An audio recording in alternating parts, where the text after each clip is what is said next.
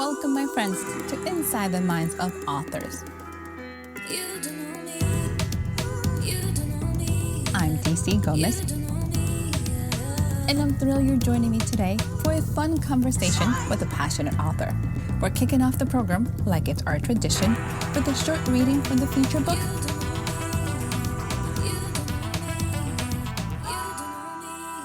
I hope you guys enjoy it. Let's get started. My name is Laura Elizabeth, and I am the author of a newly released cozy mystery called All Is Now Lost.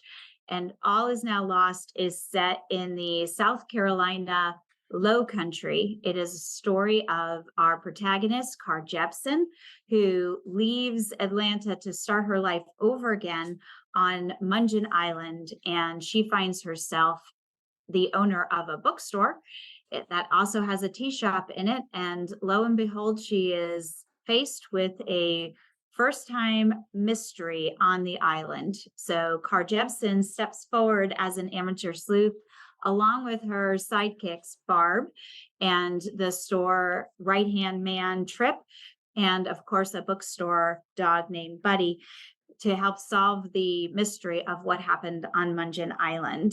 All Is Now Lost is the first book in the Island Mystery series, and I am currently working on book 2. I'm so pleased to be able to share some of All Is Now Lost with you today. I'm going to read a little bit from the first chapter of the story, and just to give a little bit of background, Carr is introduced to one of our island residents as she is opening up her store, and they are within Books and Brew, the bookstore tea shop, and they are meeting each other for the very first time. They're talking a little bit about her passion project opening this bookstore. So that's the background of what's happening right now. We spent a few more minutes chatting about island life. Then Carl looked down at his watch. Heavens, apologies. I've kept you long enough. I know you have a lot on your plate right now. Setting up a new business can be a challenge. He stood up quickly and grabbed his empty mug, walked familiarly to the little kitchenette Alan had installed years ago when this shop was the t-shirt gallery. Clearly, Carl had been here many times before and likely knew this store better than I did. I smiled, but said nothing. As he moved away from the sink, he said, "Tell me what you plan to do with the room we were just in. I imagine building an inventory is no easy task, especially just getting started and all." Alan used to share a meal with his customers or sometimes use that table to design a new t-shirt. Although it really didn't suit him well, he liked this store. He liked watching the golf carts come and go. It's a great location so close to the ferry landing and all. What are you thinking about using that room for? I was immediately curious. Was he going to offer some kind of joint venture? Did he know someone who maybe wanted to share this space with me? I could tell Carl had his finger on the pulse of this island, and he would be a good ally. So I told him a bit of my story. Actually, the idea of this store has been something on my heart for a long time. I just didn't realize it was there until this opportunity presented itself. This whole venture came as a surprise to me, really. It was like suddenly I had the time, the means, and a place to bring it to life.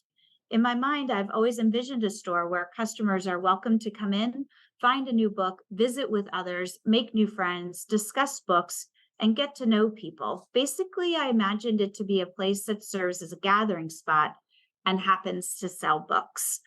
He seemed interested, so I continued. Here on the island, there isn't a place for books that we've read, and I know that a neighbor may enjoy. On the mainland, we can always donate used books to a library, but we can't do that here. So I was thinking about the room we were just in would be a room we would use for book trades. You bring one, you take one, that kind of thing. This way, everyone can still shop at Books and Brew. Everyone can be and will be welcomed here. That big table is perfect for events, or people could just gather around it. You know, us Southerners enjoy sharing a meal together, breaking bread together. I want customers to make it their own.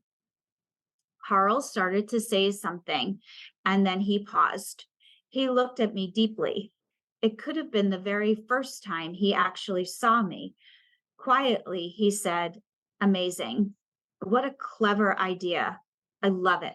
It might not make you much money, but definitely will make you rich.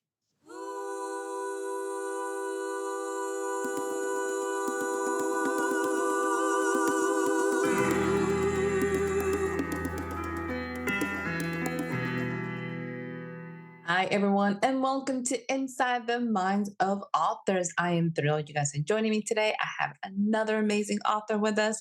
We're going to be discussing this book. I really hope you enjoyed this reading as much as I did. If you're new to the podcast, go ahead and subscribe. You don't want to miss a single episode. We have amazing authors, new books coming out every single week, so you don't want to miss out. So make sure to subscribe. If you're interested in supporting us even more, go ahead and join the Patreon community. You can find all the unedited versions of the videos on the Patreon, so you don't want to miss out as well. So how about we get started? Hello, Miss Laura. How are you? I'm very well. Thank you. Thank you for having me. It is such a pleasure to have you. You got a cozy mystery. We got an amateur sleuth, all the fun things going on. I need to know, where did this book come from? What made you decide to write it? That is an excellent question. Years ago, I went to this island called Defusky Island, which is off the coast of Hilton Head, South Carolina, in between Hilton Head and Savannah, Georgia. And I fell in love with Defusky Island. I was immediately smitten by the community, by just the beauty, the natural surroundings, the sand, the sea, the large oaks that canopy you on this island, the Spanish moss that protects you. And I have loved this place since the very first time I've been there. And my goal with this book and the series, the Island Mystery Series, is to let other people have a little bit of taste of what I'm calling Mungin Island, but is the barrier islands in this region, and fall in love with them for their own adventures. That is so awesome and it's so exciting. You're placing this in a real place, even though you're changing the name. So it's still a real location. Yes. Did you find that bookstore that you're like, I need to own this, I need to be here? How did the idea of having a bookstore becoming a, amateur sleuth? How did that happen? Well, the bookstore does not exist on the island. And so when I travel there, I often start dreaming about businesses that could come to life there. And so Books and Brew is the business that I would love to open someday on this island or someplace else. And it would be exactly like this, where people can come in and meet their neighbors, meet new friends. It doesn't matter whether they're buying a book or just hanging out and becoming part of a larger community and finding out how people could support each other and just grow together. So that would be my dream place and my dream business in this place. But the amateur sleuth kind of came about from me thinking, as women and middle-aged women, and you are at a different point in your life where you want to begin again, what would you do? If you could do anything, what would you do? And I think a lot of times we're called to action to do something, but we don't always answer the call.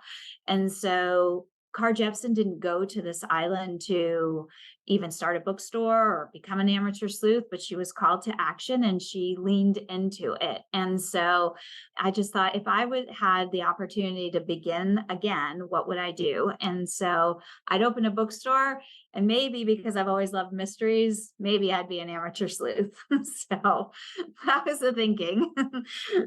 You have a really fun main character. You also have all these other side characters that are coming to these. When you were creating the story, did you have people in mind that like, oh, I love this person's personalities, I love this, that, or are they all just definitely standalone fictional characters with nobody else influencing you?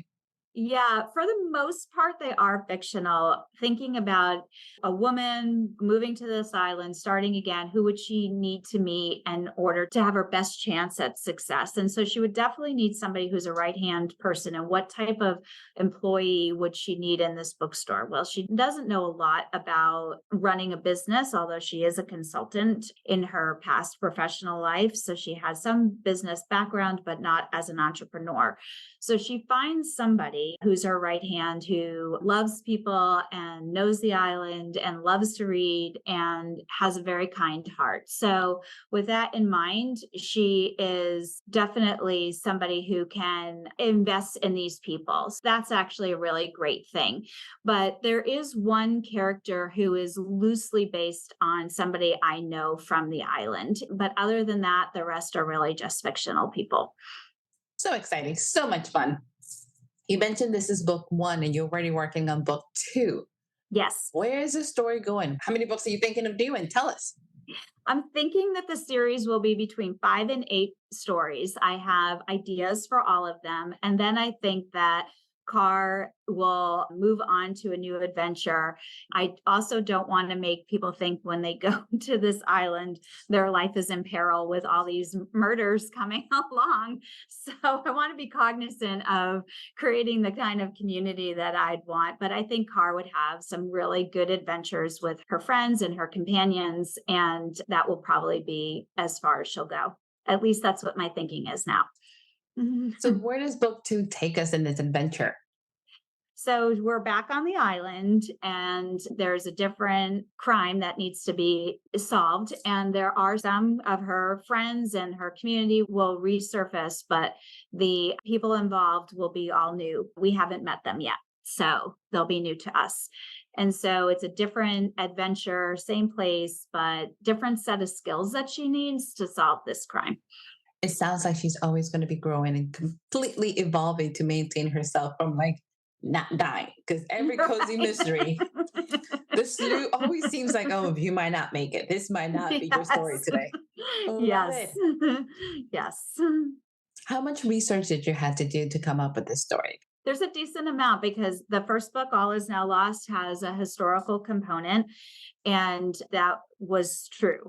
So that part was a decent amount. I also had to learn about the business of setting up a bookstore and how books are purchased, how books are distributed. I didn't know really much about that. And I also needed to understand a bit about research because the component of research, especially archaeological research, is in here. So, the book is 200 pages long. It is not a textbook on any of these things, but it did still need to be factual so that people would, buy into the story and not immediately dismiss it as being that is too preposterous. It just wouldn't have ever happened.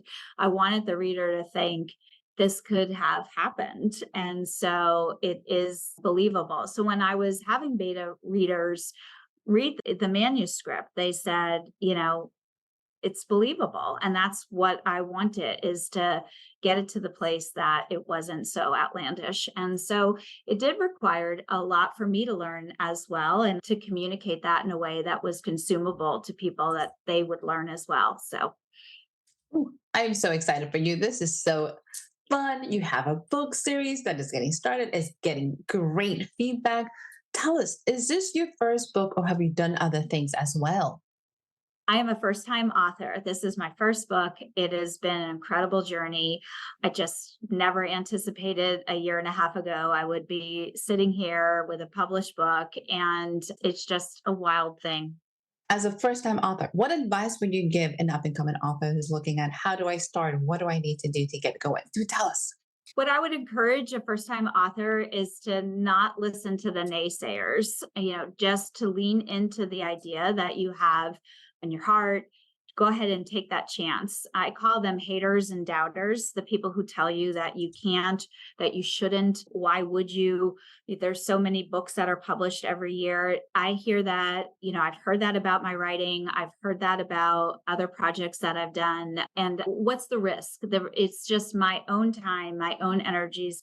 I'm willing to take the risk. And in this particular case with my book, I have had people who have told me that this story has encouraged them to visit the island, to reach out to old friends and reconnect with them, to have that sense of community around them. It has been impactful to very many people. I mean, the book's been out in my hands since June, and I've been touring around, going from the Northeast region of the United States all the way to Florida, all up and down the Eastern Seacoast. And the story has resonated with people. So if I listened to the haters and the doubters it wouldn't have been out there for people to do and to be impacted by. So that is a really great honor for people to come to me and say, I've enjoyed it. I want to travel. You've given me stuff to think about.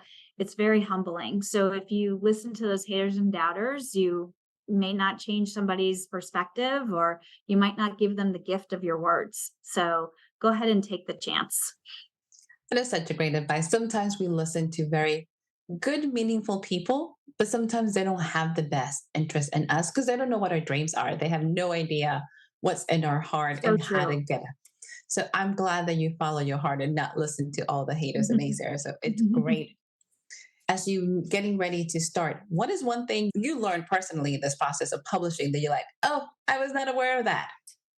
I had no idea, even when you have a publisher like I do, how much work it is on the author. I was under the assumption, I think that a lot of people are under, that the publisher will do a lot in terms of marketing and promotion and getting the word out. And that is just simply not true. It probably is for the superstars in the industry, but everyone else is working hard at building their own brand and excitement about their own work. And it is, especially now trying to write book two, while book one is launched, it is almost a full-time job of getting the word out. The benefit is that you get that connection with people who are like immediately give you feedback and say, I love it, or you can feel their excitement, where some other projects, it takes a long time to get that. It just fills you up while you're doing that work, but nonetheless, it is work. So you just need to be prepared to